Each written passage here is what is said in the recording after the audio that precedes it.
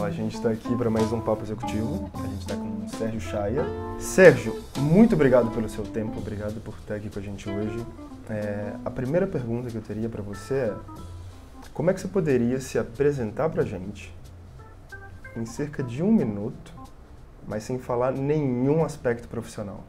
Eu acho que a maneira que eu mais penso em me apresentar, até porque eu acredito nisso, eu estou Sérgio. E por que eu estou Sérgio? Porque eu acredito na impermanência das coisas, nos movimentos das vidas passadas, na vida de hoje e nas próximas. E eu acho que a gente está tudo. Então, nesse momento, eu estou Sérgio conversando com vocês. Né? É um princípio budista forte. Budista, né? Eu sou budista filosoficamente, então eu acredito, vamos dizer assim, nesse fluir das coisas. Então eu gostaria de te perguntar como é que foi a sua formação fora do usual, fora do formal? Quais foram as principais qualidades que você aprendeu por trás?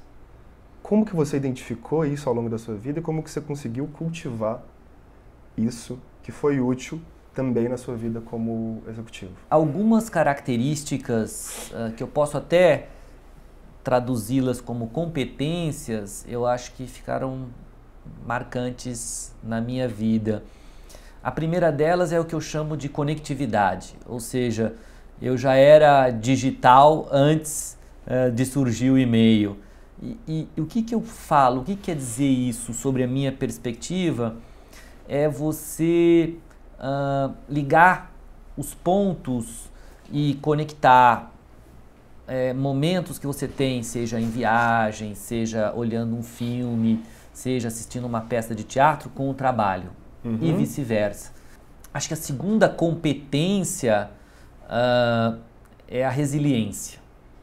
Eu acho que a resiliência é muito importante, porque a sensação que as pessoas têm quando olham a minha carreira é de um jovem que botou na cabeça que aos 20 anos que ia chegar presidente de uma multinacional aos 40, fez um plano e alcançou a presidência de uma multinacional aos 37 anos.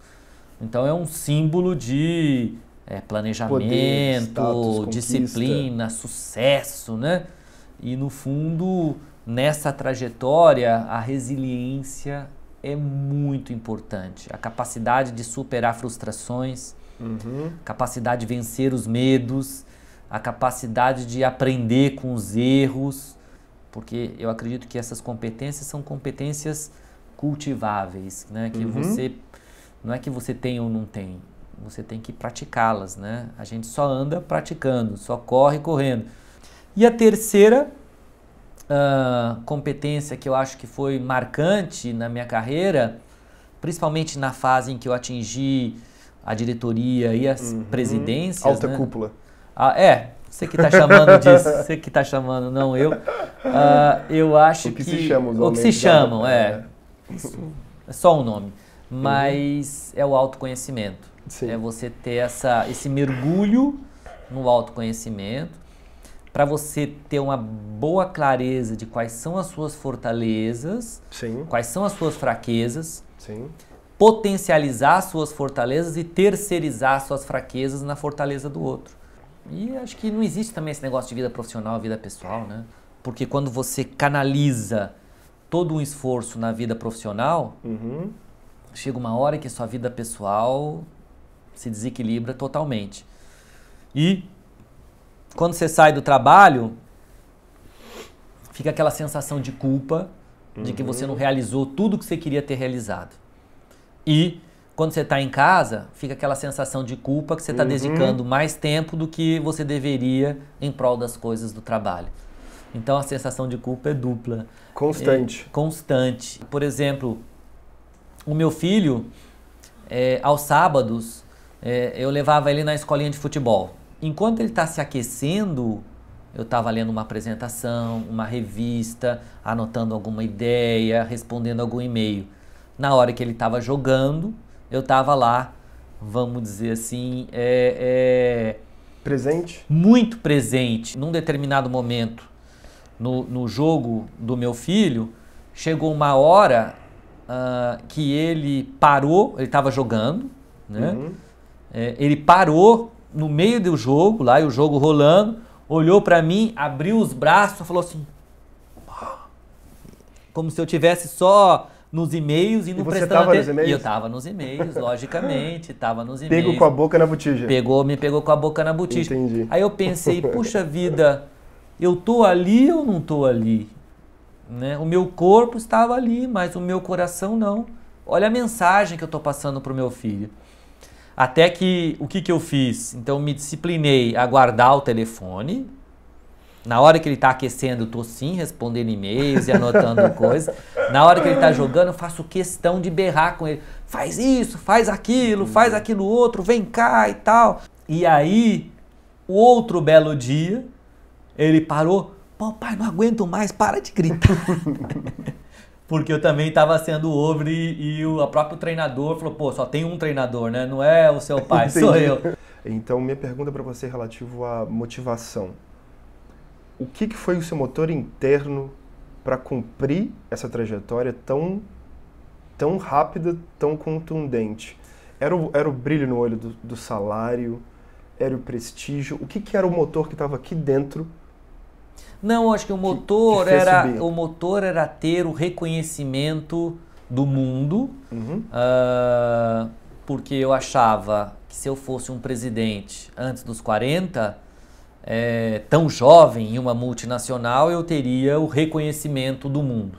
Num determinado momento da minha vida, eu vi que o meu modelo de liderança, que era um modelo em que eu sempre procurava tirar das pessoas em prol dos meus resultados e dos resultados da empresa, era um modelo que me afastava desse reconhecimento. Então, uma determinada fase da minha vida, um bom exemplo, assim, as pessoas não queriam almoçar comigo. Né? Que coisa interessante. Porque quem quer almoçar com um cara que só fala de trabalho ou fica pescando informações que ele pode usar em algum momento e tal. Ele não está se relacionando contigo. Claro. Ou um outro momento foi uma festa de aniversário minha, em que eu já era diretor, em que, no fundo, eu acho que o mundo corporativo a gente sabe como funciona uma festa de aniversário. Quando é o dia do seu aniversário, a sua secretária diz que você tem uma reunião que não estava na sua agenda, né? Tem uma reunião aqui que você tem que ir, e ela te leva numa determinada sala, e aí as pessoas estão lá, estão o bolo, cantam parabéns, né? É um ritual. Muito sorriso espontâneo. Muito sorriso espontâneo. Então, no meu caso, ela falou isso no dia do meu aniversário, eu falei, pronto, né? Eu conto bem essa história com muitos detalhes no meu livro. Eu falei, pronto, vamos lá. Aí quando eu cheguei lá, tinham 6 pessoas no meu aniversário. E o engraçado era um bolo bem grande do Amor aos Pedaços, daquela doceria Amor aos Pedaços, de marshmallow com morango. E 8 pets de Guaraná, 2 litros, todos abertos. Mas o engraçado dessa história é de que estava todo mundo de dieta. E ninguém estava com sede. Então teve lá um parabéns bastante amarelado e as pessoas foram embora. E aí sobrou eu e a minha secretária que comemos esse bolo. Bolo de morango e marshmallow e tomaram 8 guaranás. E os guaranás ficaram lá. E me diz uma coisa, como que essa visão de mundo sobrevive em meio aos tubarões corporativos, em meio às pressões de acionistas que vão achar muito bonito a fala, mas que no final do dia, ok, Sérgio, mas e o bottom line? E o resultado da empresa? Como que isso Não, mas eu acho que convive? Tanto os tubarões quanto os acionistas, o que eles querem é o quê? Né? Que são os números, os resultados, o crescimento de market share, o lucro. E o meu modelo, eu não digo que é o melhor, eu não digo que é o único, é só aquele que faz mais sentido para mim, pela minha trajetória nessa vida. Então o que eu trabalho é o como. E esse como, existem diversos caminhos, mas felizmente na minha carreira eu pude comprovar que esse como gera excelentes resultados. E eu acredito que pessoas motivadas, engajadas e direcionadas a um objetivo único entregam mais do que pessoas egoístas, desfocadas ou individualistas em relação autocentradas no desafios individuais. É tão engraçado que as pessoas às vezes falam assim, nossa, trabalhar com o Sérgio deve ser uma maravilha, assim, nossa, um cara zen, né, tranquilo. E na prática, como é? Olha, o que as pessoas falam é que raramente eles viram um profissional tão exigente quanto eu. Porque o meu papel é fazer com que as pessoas até superem os próprios limites. Provocando, empurrando, motivando, reconhecendo, chacoalhando. E filosoficamente isso tem muito sentido para mim, porque se eu entrego o meu melhor para você, eu só posso requisitar de você o seu melhor. E me diz uma coisa, por exemplo, na sua saída da Nextel tem o comunicado oficial do controlador da empresa que tem a Nextel, etc, etc. E ele se mostra um pouco decepcionado com os resultados e diz que a empresa vai em outra direção. Será que essa abordagem mais humana não ressoa? Será que é uma cegueira? Será que é um apego só a números mesmo? O que será que representa essa fala dele? Então, eu acho que, na sua visão. Então, na minha visão, ela representa um fortalecimento para o mercado daquilo que ele queria e que eu não queria. O que eu aprendi nessa história? Quando eu olho a minha trajetória, eu vejo que, assim, eu sempre coloquei planos, metas, e fui atingindo e superando elas. Isso me deu uma falsa impressão, ou uma falsa convicção, que de alguma forma eu poderia controlar o mundo. Né? Que eu sempre tinha planos, alternativas e eles se concretizavam. Eles se concretizavam, então eu fui achando que eu realmente poderia controlar o mundo. O meu mundo, vamos dizer assim, não o mundo em si, mas claro. o meu mundo, né? O meu universo, o universo do Sérgio, profissionalmente falando. E isso me mostrou que eu estava muito errado, que é impossível você controlar o mundo. Mas, de novo, assumir uma postura de vítima não me leva a lugar nenhum, muito pelo contrário. O que eu tenho é que masterizar, mais do que aprender, essa lição que o mundo trouxe para mim. Está te oferecendo de bandeja. Está me oferecendo de bandeja. Qual que foi o custo invisível nessa trajetória de sucesso? 20 anos, trajetória rápida, meteórica. Você relata que foi conquistando as coisas conforme planejado. Qual foi o preço na família, o preço nos relacionamentos? Você mencionou já várias vezes, mas o que aconteceu que ninguém notou? O que aconteceu aqui dentro? Eu acho que na família eu sempre tive... Eu comecei a namorar minha esposa aos 16 anos, então... Aos 16? Ela tinha 16 e eu 20. Então nós estamos, eu estou com 48, 28 anos juntos. E tanto eu quanto ela fomos construindo a carreira. Ela também chegou à presidência de uma empresa, de 2 empresas. Então nós dois fomos construindo a nossa carreira e nos auxiliando, né? Ela foi a minha principal coacher, vamos dizer assim, nos momentos difíceis, e nos momentos difíceis dela também eu sempre procurei estar ali. Mas logicamente eu acho que, assim, quais foram aquilo que não aparece? Isso. Talvez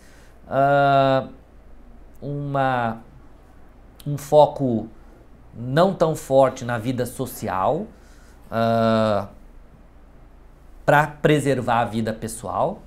Então, acho que isso foi uma coisa importante. E no começo da carreira, assim, eu via meus amigos se divertindo e tal, e eu estava ali focado no trabalho. Então, também são algumas escolhas, né? Custo. Se você tivesse um só conselho profissional, independente da pessoa se está começando, se está no meio, se está lá sentado como se alguma coisa, se tivesse um só conselho, qual seria esse? Puxa vida, um conselho: superar as expectativas que você tem de você mesmo e que as pessoas têm de você, sempre. Última pergunta. Tá bom. Sobre legado, sobre como você gostaria de ser lembrado pelas pessoas que você gosta. Como você gostaria de ser lembrado? O seu legado? Olha, como alguém que transformou e foi transformado pelas pessoas com quem conviveu nesse mundo, ou nessa vida, né? Sempre nesse viés de aprendizado contínuo. É isso. Um bom legado. É um legado.